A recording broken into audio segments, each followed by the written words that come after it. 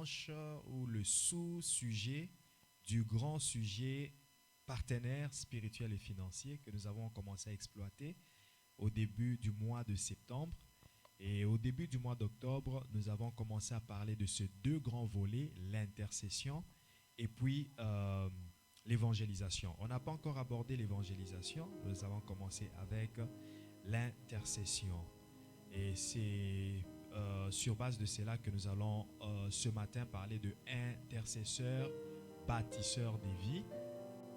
Je vais enseigner ce matin et je vais vouloir être rapide. Alors si on peut m'amener mon tableau blanc et en feutre, je vais expliquer des choses rapidement et puis nous allons prier. Amen. Mon tableau blanc et mon feutre, il y a des feutres sur mon bureau. Bien-aimé, celui qui intercède est en train de mettre à l'abri les vies des autres. C'est lui qui intercède, met à l'abri la vie de celui pour qui il prie. Il bâtit un tour dans laquelle les autres vont être en sûreté.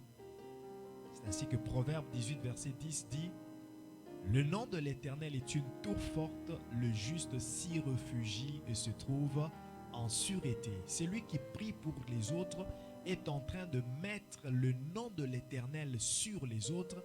Il est en train de mettre les autres dans le nom de l'Éternel afin que le nom de l'Éternel soit une tour pour eux et que leur vie soit à l'abri. C'est ça l'intercession. Lorsque tu pries pour les autres, tu es en train de les mettre à l'abri, mais où? Dans le nom de l'Éternel qui est une tour forte. Un bunker. Celui qui intercède, il construit brique par brique la vie des autres, la vie des personnes pour qui il est en train d'intercéder, il est en train de prier.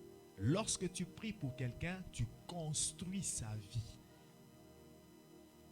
Bien-aimés, rendez-vous compte que pour que nous qui sommes ici soyons convertis, il a fallu que certaines personnes prient pour nous.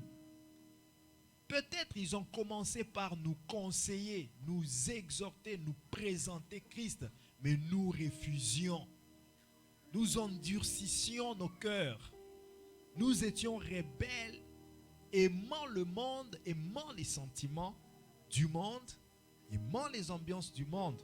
Mais ces gens ont changé la stratégie. Parfois ce sont nos parents, parfois ce sont les frères et sœurs de l'église, les gagneurs d'âmes, qui venaient nous visiter à la manière des témoins de Jéhovah et on les fouillait même. Lorsqu'ils viennent chez nous, tu entends déjà dehors: frère Christophe te cherche. Tu dis: oui, c'est Nazate. Oui, ils venaient nous chercher, ils venaient nous enseigner, ils venaient nous exhorter. On fouillait, on refusait. Mais ils ont changé la stratégie, ils se sont mis à prier. Seigneur, je cherche ce frère, je cherche cette soeur, il commence à me fuir. Je vais juste prier pour lui, touche son cœur. Et à chaque fois qu'il priait pour toi, il construisait la brique de ta conversion. Il construisait le mur de ta conversion pour qu'aujourd'hui tu sois cette maison bâtie, le temple de Dieu dans lequel Dieu habite. Avant, tu n'étais pas un temple. Il y a quelqu'un qui t'a construit. Il y a quelqu'un qui s'est mis comme un architecte intercesseur pour bâtir la maison que tu es aujourd'hui, une habitation de Dieu, par sa prière. Celui qui intercède construit une maison. Et cette maison, c'est la vie de la personne pour qui il prie. Bien-aimé, l'intercession est reprise parmi les différentes formes de prière. Entre autres, l'adoration, la louange, l'action de grâce, la requête personnelle, la prière d'autorité ou combat spirituel. Nous citons aussi l'intercession parmi les formes de prière. Parce qu'il y en a plusieurs. Il y a plusieurs sortes de prières. Il y a plusieurs formes de prière. Et l'intercession en est aussi une. Et comme je parle de la prière, allons-y définir la prière. Je n'ai pas reçu de... Ah, merci, il y a des feutres. Allons-y définir la prière. La première définition de la prière, je vais juste mettre des... Je vais faire un lien, je n'ai pas besoin d'écrire tout. Nous disons que la prière est un dialogue. Une conversation entre l'homme et Dieu. Ça, c'est la définition que tout le monde connaît. La deuxième définition de la prière est une communion. Communion.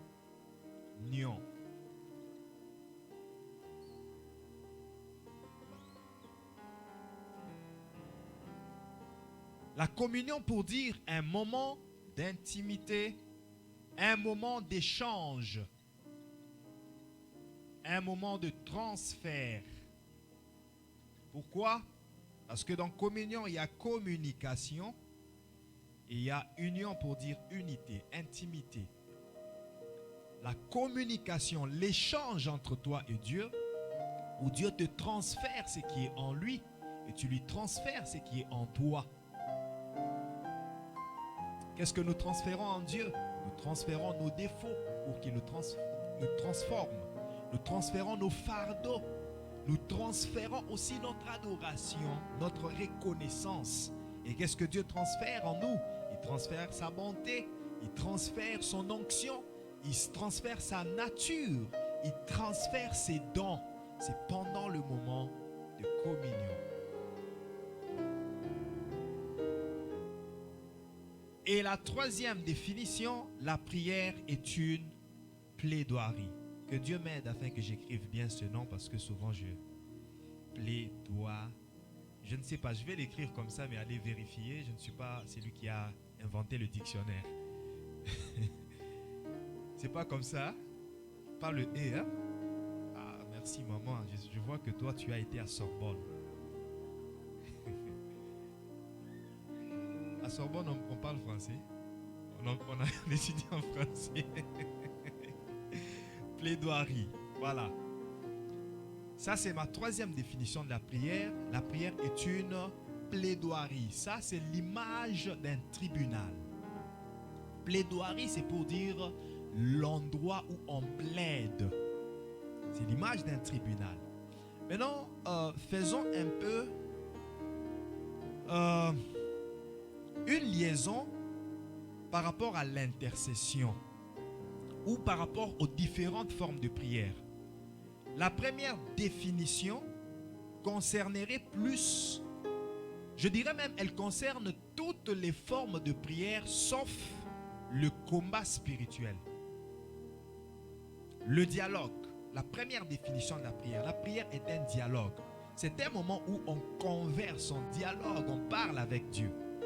Donc je dirais qu'elle concerne toutes les formes de prière sauf le combat spirituel. Parce que lorsqu'on adore, on dialogue avec Dieu. Lorsqu'on loue, on dialogue avec Dieu. L'action des grâces, on dialogue avec Dieu. L'intercession, on dialogue avec Dieu pour les autres.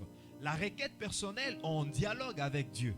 Mais le combat spirituel ou la prière d'autorité, on use de l'autorité de Dieu pour s'adresser à la situation.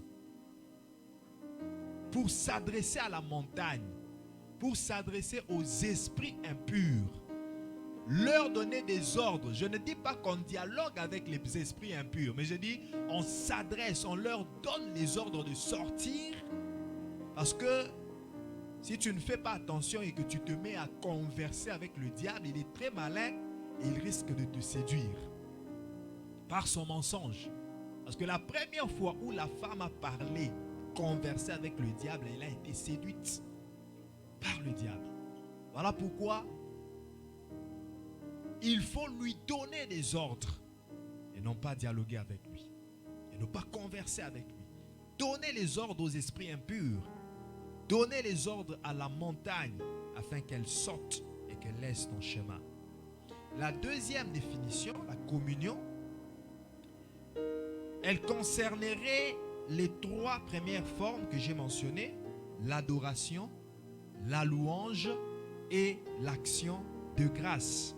Parce que c'est pendant ces moments-là que nous partageons notre intimité avec Dieu, que nous devenons intimes de Dieu pendant la communion. Nous devenons intimes, trop attachés à lui. C'est là que nous le découvrons. Nous découvrons toutes les facettes de Dieu selon la mesure qu'il nous accorde. Et il nous découvre aussi pendant ce moment. C'est comme un ami et avec un ami. On se découvre pendant qu'on se rencontre régulièrement et qu'on passe du temps ensemble. C'est comme un homme et une femme. Le temps qu'ils restent ensemble des années, ils se découvrent et ils deviennent plus intimes. C'est ça la communion. Donc pour dire, parfois on entre dans la présence de Dieu pour ne rien demander, juste l'adorer, donc dire des belles paroles vers lui, qui crée cette intimité, cet amour. Et lui aussi à notre tour, il répand sa bonté, sa paix. Tu sens une atmosphère très paisible là. C'est ça aussi, c'est que Dieu est en train, l'intimité de Dieu envers toi. L'adoration, la louange et l'action des grâces. Enfin, la plaidoirie, celle-ci concernerait plus la requête personnelle.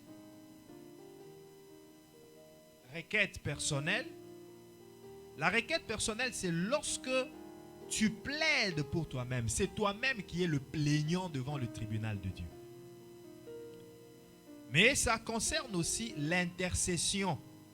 L'intercession, ici, tu n'es pas le plaignant, mais tu es plutôt l'avocat des autres, des plaignants.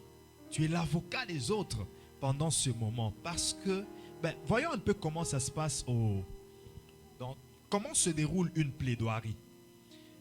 La plaidoirie, j'ai dit que c'est l'image d'un tribunal. Et puis, il y a différents rôles. Il y a différents rôles, il y a différentes personnalités au tribunal. Au tribunal, nous avons, dans notre tribunal spirituel, nous avons Dieu qui est juge. Psaume, excusez-moi, j'écris comme ça parce que je ne peux pas me pencher. Psaume chapitre 7, verset... Psaume chapitre 7, verset 12. Il dit que Dieu est le juste juge. Donc Dieu au tribunal, il est le juge, le juste juge. Au tribunal, nous avons Jésus-Christ qui est l'avocat. 1 Jean chapitre 2, verset 1, nous avons un avocat auprès du Père. C'est Jésus-Christ, l'avocat. Au tribunal, nous avons les témoins. Le Saint-Esprit, les anges qui sont des témoins crédibles. Hébreux 12, verset 1, nous sommes environnés d'une multitude de témoins. Au tribunal, nous avons nous, moi, toi, la personne qui plaide, le plaignant. Mais au tribunal, nous avons aussi un accusateur, le diable.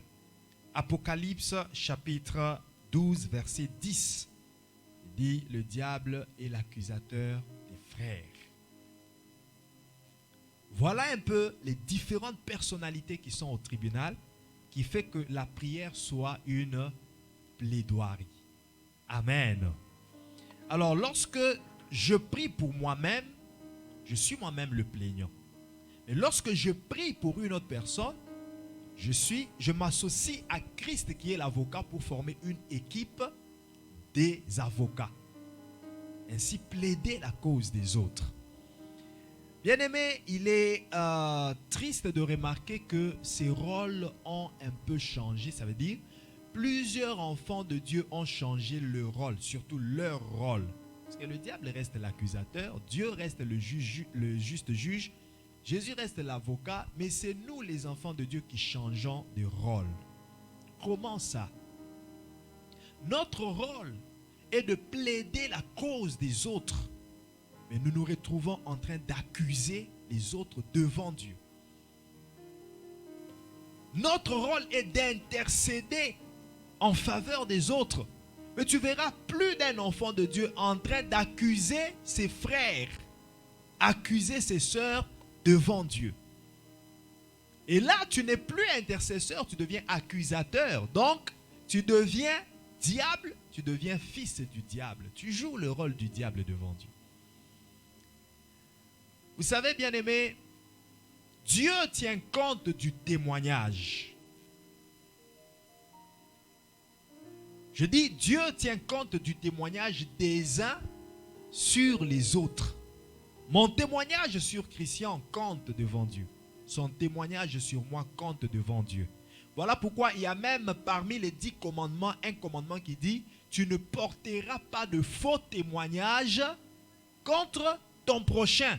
C'est parce que Dieu tient compte, un témoignage qui vient de son enfant sur un autre enfant, Dieu tient compte de cela. Dieu ne déconsidère pas cela, il prend cela en considération. Les témoignages que nous portons les uns sur les autres, Dieu tient compte de cela. Alors, lorsque en conversant avec Dieu, Dieu se rend compte que toi, tu ne fais que porter un mauvais témoignage sur les autres, Dieu va se méfier de toi. Dieu va te catégoriser parmi les accusateurs. Le diable, les fils du diable, qui ne sont là que pour accuser les enfants de Dieu. Pourquoi est-ce que Dieu compte sur le témoignage? Est-ce que c'est pour que nous puissions accuser les autres? Est-ce que c'est pour que nous puissions calomnier? Non. Il y a des rôles que Dieu ne peut pas jouer. Le rôle de calomnier, le rôle d'accusateur. Lorsque tu converses avec Dieu et qu'il te pose la question sur un de ses enfants, ne crois pas que c'est pour calomnier. Comme nous le faisons comme le gens, comme le monde le fait. Est-ce que tu connais un tel? Ah, on a vrai aventurier. C'est là que commence la calomnie. Parler en mal de quelqu'un lorsqu'il n'est pas là. Maintenant, les gens aujourd'hui font ça, essayent de faire ça avec Dieu. Vous savez, lorsque Dieu a demandé à Caïn pour vous prouver que Dieu tient compte du témoignage, où est Abel? Est-ce que Dieu ne savait pas où était Abel? Dieu n'était pas celui qui contrôlait le tout. Et il demande où est Abel, ton frère? Pas seulement parce que Caïn avait tué Abel, mais pour entendre son propre témoignage. Suis-je le gardien de mon frère? C'est ça le témoignage qu'il donne.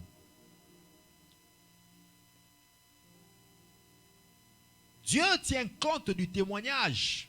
Il connaissait Job à la lettre, mais il demande à Satan, d'où viens-tu? Je viens de errer ça et là. As-tu remarqué mon serviteur Job? C'est un homme intègre et fidèle. Et puis écoute le diable. Cette intégrité-là, c'est parce que tu l'as béni. Ôte-le seulement tout ce que tu lui as donné. Nous voyons s'il va encore être intègre. Accusateur. Dieu voulait entendre le témoignage. Mais le témoignage qu'il a entendu, c'était un témoignage d'accusation. Ainsi, un intercesseur est appelé à bâtir la vie des autres et non à détruire la vie des autres en portant un mauvais témoignage sur eux. Un intercesseur est appelé à construire la vie des autres en donnant un bon témoignage sur les autres.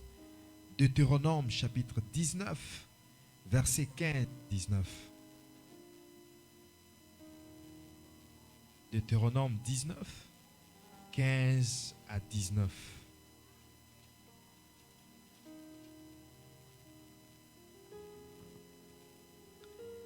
Un seul témoin ne suffira pas contre un homme pour constater un crime ou un péché, quel qu'il soit.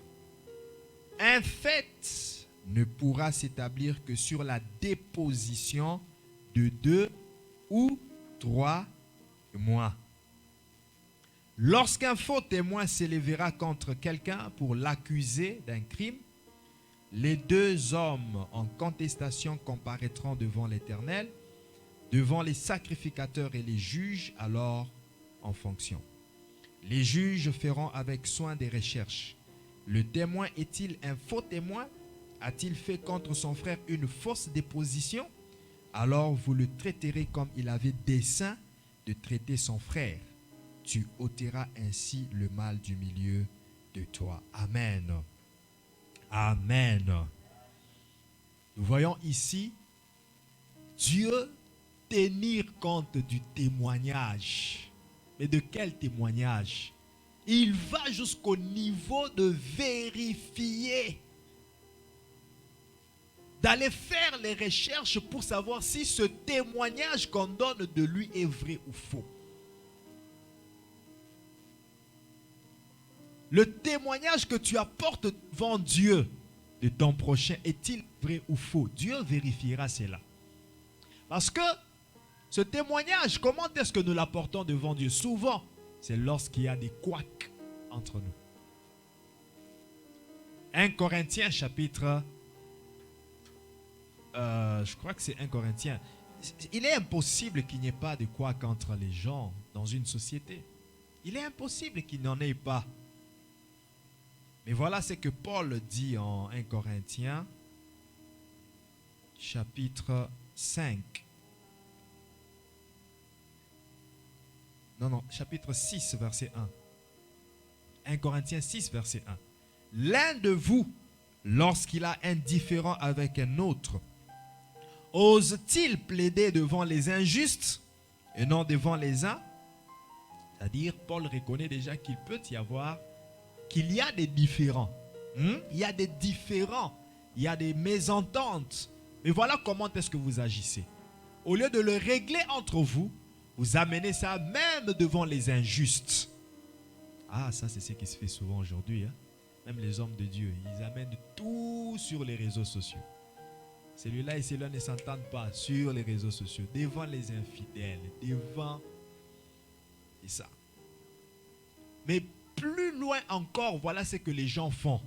Lorsqu'ils ont des couacs, ils amènent ça devant Dieu pour s'accuser entre eux. Seigneur, moi je ne l'ai rien fait. Oya salingai, yomoko nzambe futaye, retour à l'expéditeur. Nana sali nangaye le côté, zamboza juste juge, zala nangambu nanga contre nani, contre Ndekonao. Est-ce que tu es incapable d'utiliser Matthieu 18 pour aller voir ton prochain, traiter avec lui? S'il ne t'entend pas, va chercher un membre de l'église, de l'assemblée. Va avec lui. S'il ne vous entend pas, va chercher un ancien. Va avec lui. Et s'il ne vous entend pas, considérez-le comme un païen.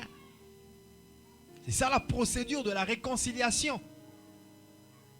Mais on saute toutes ces étapes-là. On va en prière pour aller accuser ceux qui nous ont fait du mal. Ce mal-là, c'est une erreur. C'est une erreur qu'il a commise. Peut-être qu'il ne se rend pas compte de ça. Si tu lui parles, tu lui expliques, ah, il comprendra, mais j'ai fait du mal, ben excuse-moi. Ou sinon, c'est toi qui prétends avoir raison que tu as tort. Mais dans ce dialogue, dans cette conversation, tu comprendras qui a tort et qui a raison. Et puis, vous vous améliorez pour le futur. Pourquoi aller vous accuser devant Dieu? Comme ces deux personnes qui priaient au temple, Jésus était là. C'est lui qui raconte l'histoire. L'un dit, Père, je te loue de ce que je prie, je jeûne, je donne mes dîmes. Je ne suis pas comme ce publicain. Voilà les accusations. Dans sa prière, je ne suis pas comme ces publicains. Seigneur, je te dis merci parce que moi au moins je suis sauvé. Je suis sauvé, je ne suis plus dans le monde. Je te sers. Je ne suis plus comme mes tantines, mes cousines, ils sont encore dans l'ambiance. Quel genre de prière tu es en train de faire?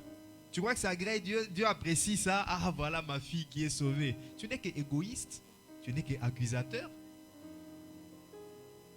Et puis le publicain était là et dit, Seigneur, aie pitié de moi. Il parlait de lui. Il n'accusait pas les autres. Il parlait de lui. Aie pitié de moi. Je reconnais que je suis un pécheur. Bien-aimé, attention avec les prières que tu fais. Parce que ton intercession serait peut-être tournée en accusation. Un intercesseur bâtit les vies des autres, ne détruit pas les vies des autres dans la prière. Et quand bien même les gens te combattent, bien aimé, la Bible dit, nous combattons non contre la chair, mais contre Les esprits, c'est aux esprits que nous envoyons le feu. Lorsque tu localises une personne, ex nanga ou makamwa salangai, yé azela. Au côté les jeunes à 3 jours. Moto akufa! Asalata accident! Ah oui, là tu es un meurtrier dans la prière, un assassin dans la prière. Et puis tu es en train d'associer Dieu dans ton assassinat. Donc tu veux faire de Dieu un meurtrier. Alléluia. Bien-aimés, c'est contre les esprits que nous combattons. Les esprits impurs, les esprits méchants. Et Dieu s'en charge. Nous prions et Dieu sait comment est-ce qu'il oriente son feu pour qu'il ne nous atteigne pas, pour que ces esprits-là ne nous touchent pas, mais que notre feu les consume. Mais nous ne visons pas une personne quelconque, pas un être vivant. Nous visons la sorcellerie qui est dans l'être. Nous visons la magie, le fétiche, l'occultisme qui est dans l'être. Parce que si Dieu le touche et se convertit, il va abandonner cette sorcellerie et il va aussi servir Dieu. Mais si nous précipitons sa mort, il ne serait pas converti. Ça veut dire le ciel manquerait une âme qui ira en enfer parce que nous l'avons tué avec sa sorcellerie. Nous l'avons tué avec sa sorcellerie. Et pourtant, nous pourrions tuer la sorcellerie et sauver le sorcier. Alléluia. Vous voyez ce que je dis, ça demande beaucoup de sagesse, de compréhension et d'équilibre pour que tu ne tombes pas dans le piège de ne pas faire la prière du combat spirituel. Il faut la faire. Il faut faire la prière de combat spirituel. La prière d'autorité, il faut la faire. Oh! Moi, je ne suis pas en train de dire que tu ne fasses pas la prière d'autorité. Il faut faire cette prière. Mais cette prière, quand tu le fais, tiens toujours compte de l'être humain et de l'esprit qui anime l'être humain. Alléluia. S'il faut que l'Égyptien soit tué, ce n'est pas Moïse qui décide que les Égyptiens soient tués. C'est Dieu qui le décide. Ce n'est pas à Moïse de décider, bon, les Égyptiens entrez dans la mer. Si ça ne tenait qu'à Moïse, même les Égyptiens, avec le cœur de Moïse là, même les Égyptiens, il allait aussi les sauver. Non, Moïse, natikala komona mutute motema malamu lokola Moïse. Compréhension, pitié comme Moïse. Même les Égyptiens, il allait les sauver. Et c'est Dieu qui avait décidé que les Égyptiens soient noyés. Ce n'est pas Moïse. Ça veut dire, toi prie contre l'esprit qui anime les Égyptiens. Mais s'il faut que même les Égyptiens entrent aussi dans l'eau, c'est Dieu. Ça veut dire, s'il faut que même ces sorciers-là meurent, c'est Dieu, pas toi. Oh, nous croyons peut-être que nous réfléchissons, nous pensons plus que Dieu. Non. Dieu connaît tout. Dieu, il est toujours au-dessus de tout. Alléluia. Bien-aimé, un intercesseur est celui qui bâtit les vies des autres. Comme nous l'avons lu dans ce livre de Deutéronome, Dieu tient compte de témoignages.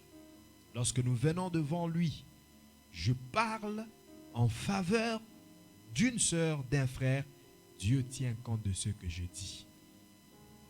Il tient compte du témoignage que je lui donne dans ma prière. Il dit la déposition, la vérité sera établie sur la déposition de 2 ou 3 témoins. Maintenant, regardez ce qui se passerait si on le faisait bien. Je reprends la première phrase qui est dans la Bible.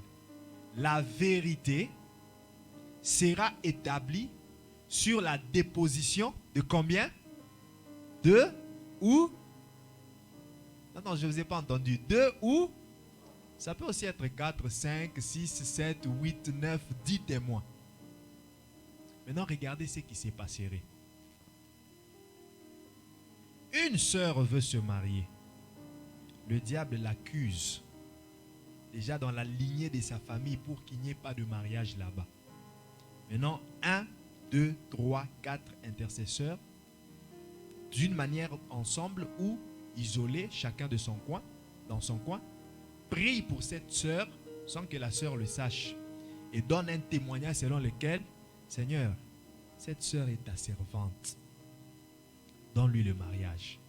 Dieu entend le premier témoignage chez Christian, deuxième témoignage chez Sandra, le même témoignage, troisième témoignage chez Sidonie, quatrième témoignage chez Gloire. 4 témoins déjà qui parlent pour cette sœur. Qu'est-ce que Dieu fait? Il donne le mariage à cette sœur. 4 témoins qui parlent. Voilà pourquoi, bien-aimés, aidons nos sœurs à se marier en apportant un bon témoignage devant Dieu pour elles. Aidons les gens à s'épanouir en apportant un bon témoignage en faveur d'eux. Quand nous allons devant Dieu avec les noms des gens, aidons-les à recevoir la richesse dont ils ont besoin. C'est ça un intercesseur. Il parle pour les autres. Seigneur, il mérite que tu lui fasses cela. Seigneur, il mérite que tu lui donnes ce mariage. Seigneur, donne-lui, visite un tel. Et quand Dieu entend, mais toi tu es qui? Tu es en train de parler. Donc c'est le témoin qui est venu représenter un tel. C'est l'avocat qui est venu parler pour un tel. Donc Dieu, en entendant ces témoignages, il va accorder ce que tu demandes. Mais Dieu parfois est frustré de voir que nous apportons toujours les faux témoignages et il n'est pas pressé d'accomplir vos faux témoignages. Il va vérifier. Parce qu'il connaît, il sonde les cœurs et les reins. Mais ce que moi je suis en train de démontrer ici, c'est le rôle de l'intercesseur. C'est le rôle de nous en tant qu'intercesseurs. Parlons les uns pour les autres en bien devant Dieu. Parfois, tu peux regarder seulement la vie de quelqu'un. Tu regardes, tu dis, mais cette sœur est en train d'avancer, 22 ans, 23, 24, 25. Il aura besoin du mariage. Elle ne m'a rien dit, mais d'ici 2 ans, il doit déjà se marier. Prie pour elle. Porte déjà ce témoignage-là devant Dieu et Dieu va t'écouter. Porte déjà ce témoignage-là afin que Dieu puisse l'entendre. Et si nous sommes plusieurs à le faire, Dieu nous écoutera. Et Dieu exaucera selon le témoignage qu'il entend sortir de nos bouches. Jacques chapitre 5, verset 16. Jacques 5, verset 16.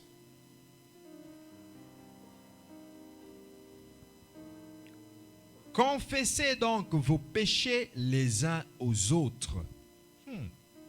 Ça... Qui est capable de le faire aujourd'hui? Confesser ses péchés à l'autre. C'est-à-dire tu pêches et puis tu vas chez frère Christian, tu lui dis frère Christian, hier j'ai péché, j'ai commis tel péché. Beaucoup d'enfants de Dieu aujourd'hui sont hypocrites, ils ne sont pas capables de dire à son prochain le péché qu'il a commis. Mais ici il dit confessez vos péchés, tes péchés à toi. Pas à Dieu, mais à qui? Entre vous.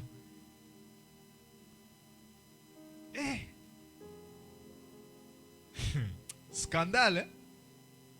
Scandale, hein? Il n'y a pas de karaboye, moutou salé le côté bambelier déjà montage en scène et puis publier yango et bon ya yemo kwa yekoloba. Hein? Neti M na B. M alumwe pa B ibisi bébé. Ni na boye na tamwe na mwasi ya bato. B azu enregistrer sikoyo. Enregistrer à filmer sikoyo. Allez qui na télé au moni. Qu'est-ce que je vous disais? Les faux pasteurs et les faux docteurs. Ah, vous comprenez déjà ce dont je parle, hein? Ah, bah, Ibélé va comprendre. Je parle de M et de B. Comme B l'aura bien filmé, mais tout le monde va accepter. Ah, vous moni. M y est mon quoi lobby. Bolo bali susu y est mon quoi lobby. Les autres ont déjà compris. Voyez.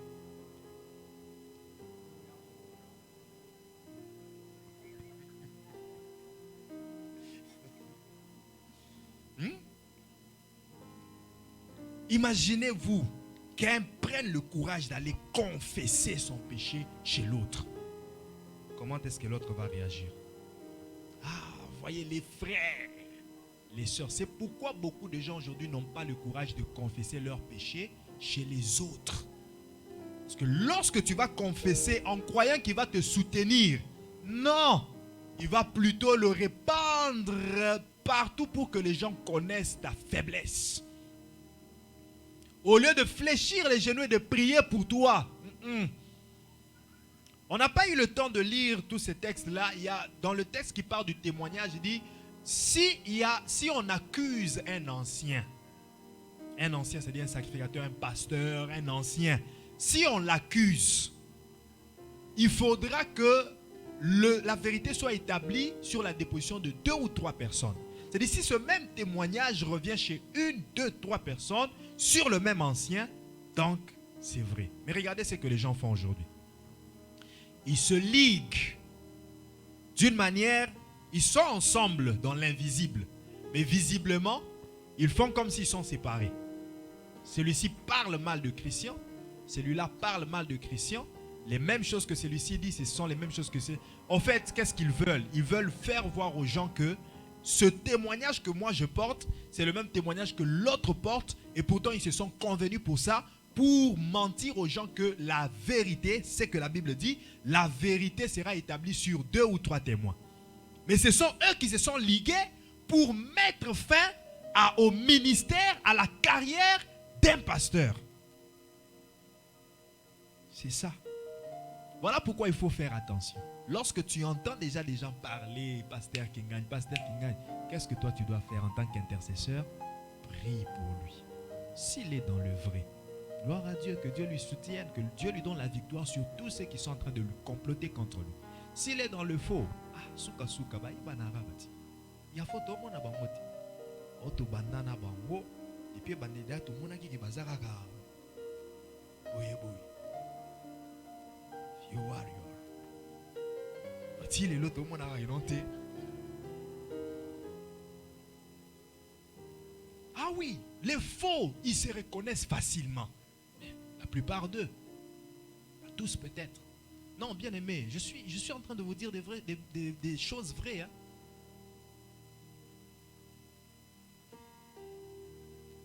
Et il y en a qu'on a eu entendre des témoignages, mais on ne peut pas vérifier cela. On ne peut pas savoir si c'est vrai ou faux. Prions pour eux, au lieu de les blâmer, de les accuser. Non, ne soyons pas accusateurs. Prions pour eux. Dieu lui-même qui connaît, qui sonde les cœurs et les reins, il connaît qui lui appartiennent. C'est ce que la Bible dit. Dieu connaît qui sont à lui. Dieu connaît qui lui appartiennent. Amen. Intercesseur, ne sois pas destructeur des vies des autres dans tes prières, mais sois plutôt bâtisseur des vies des autres. Bâtis les maisons dans lesquelles les autres vont s'abriter. Construis la vie des autres. Il se retrouve riche aujourd'hui, il ne sait même pas sa richesse vient d'où. Il y a quelqu'un qui prie toujours pour lui dans les coulisses. Femme, sois intercesseuse de ton mari. Bâtis sa vie, bâtis son comportement, bâtis ses finances dans ta prière. Mari, sois intercesseur de ta femme. Bâtis sa vie, bâtis son comportement, bâtis ses finances, bâtis son tout dans la prière. Parce que à chaque fois que tu pries, tu es en train de mettre une brique sur une autre. Aussi longtemps que tu continueras, le mur montera et la maison sera achevée un jour. Que Dieu bénisse sa parole. Nous allons nous tenir debout afin de prier les uns envers les autres. Aujourd'hui, pas question de prier pour soi-même. Nous allons prier les uns pour les autres. Et ça doit être notre culture. Ça doit être notre habitude. Ne pas être égoïste et prier aussi pour les autres. Rendons grâce à Dieu. Disons d'abord merci pour sa parole. Élevons nos voix, prions au nom puissant de Jésus-Christ. Iraso pradeshanda babos neke pradeshanda bazima. Inda rebobo sontobo shiprade kaida sontobobo. Yezo pradeshine kaida sontobreda kaida so. Inda rababa shende kaida sontebrai. Lostareke de sontobo shande. Ize prakoi de sontobo bo shinekai. Uza pare sore kayeto braso ne kaya de kai de so. Merci Jésus. Merci pour ta parole. Merci parce que tu veux que nous soyons des intercesseurs efficaces. Des intercesseurs qui construisent, qui bâtissent les vies des prochains. Oh Seigneur, merci, ah oui, merci Papa. Bien-aimé, commence à prier pour toutes les femmes qui ont été déclarées stériles. Commence à prier pour toutes les femmes dont les médecins ont décidé qu'elles n'enfanteront plus. Leur conception n'est plus une chose réelle, possible. Bien-aimés, prie partout où elles sont dans le monde, que Dieu les visite comme elle a visité Anne, que Dieu les visite comme elle a visité Sarah, que Dieu les visite comme elle a visité Rachel, et que Dieu leur rende fécondes, que Dieu rende les hommes qui ont été déclarés stériles féconds, que les couples qui cherchent des enfants, que Dieu les visite avec les enfants. Prions au nom puissant de Jésus-Christ. Alléluia. Oh bien-aimé, lève ta voix et prie, prie. Élève ta voix, prends ce cas comme ton cas propre. Prends ce problème comme c'était ton problème propre. Prends le fardeau de ton prochain. Prie pour que Dieu les visite. Prie pour que Dieu les bénisse. Prie pour que Dieu les guérisse. Prie pour que Dieu leur donne la capacité de concevoir. Et robo shanda baba baba. Endarobo Santa Bashande, Irebo Santa Baba. Tu as dit dans ta parole, il n'y aura dans votre pays ni femme stérile ni femme qui avorte. Souviens-toi de ces femmes qui sont en train de se chercher des enfants. Souviens-toi de ces hommes, de ces couples. Oh Seigneur, oh Rakeida Shipara de Sonto, de ce couple qui mettent leur confiance en toi et qui veulent que toi seul sois la source de leur enfantement. Oui Seigneur, sois la source de leur enfantement, sois la source d'enfantement, ô Seigneur éternel, afin que la gloire ne revienne qu'à toi seul Jésus, afin que la gloire ne revienne qu'à toi seul Jésus. Et robo shanda baba, ize parade soprade, rekoide shende bazima, luce parade sonto bobo. Yandala baba baba baba baba orabo santeke ou se parade shanda bazima losta parade kete le couple Mendario boshande irako de sopare de kai rebo santa baba baba baba e robo sante kai de shande bre uza pare kai de sopra de shande e robo bo sonto bosh uze parade santa bazima endere koi de chapare rekoi de sonto bobo shande uza parade santa bazima. Au nom puissant de Jésus, nous avons ainsi prié. Bien-aimés, nous allons prier pour toute femme qui est déjà enceinte, même si c'est d'une semaine, de 2 semaines, de 3 semaines, de 3 mois, de 6 mois, de 7 mois. Que Dieu protège cette grossesse, qu'il n'y ait pas de fausse couche, qu'il n'y ait pas d'avortement, qu'il n'y ait pas d'accident, qu'il n'y ait pas de trouble de grossesse, que Dieu protège. Le Dieu qui a permis que cette conception se fasse, aille avec la grossesse jusqu'à l'achèvement, jusqu'à la maternité, à l'enfantement, et que les enfants qui sont dans les ventres des femmes soient bénis de Dieu, serviteurs de Dieu, une génération qui va servir Dieu, qui va marquer le monde, qui va changer le cours de l'histoire. Prions au nom puissant de Jésus-Christ. Eroso prakaya baba baba erobo santa bazima enarobo shepare keidaso izemaide sontobo shande e parakaya de soprade rebo santa ire shepra keidasonto. Andala baba baba baba baba urabo sonto bobo iparade shande krei robo sante kaidaso losta parade shanda bazima enda rebo sonto bobo uraba shekaide sonto brei losta parade shanda bazima eza prakeide sonto bobo shande losta parade santa bazima ende rebo shande kaidaso rabo santa bazima. Prie bien-aimé, losta rede shikaida sonto sonto. Veille sur la santé des femmes enceintes.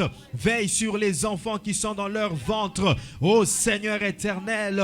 Et robo shekaya bababa. Robo santa keida sonto. Rekoide shende brai. I parade sonto. Rekoye bababa. Uze parade sonteke. Rekoide sonto bro. Rubaba shekeya dose. Qu'il n'y ait pas d'accident. Qu'il n'y ait pas d'accident. Qu'il n'y ait pas d'accident. Que ces femmes enceintes ne rencontrent aucun accident.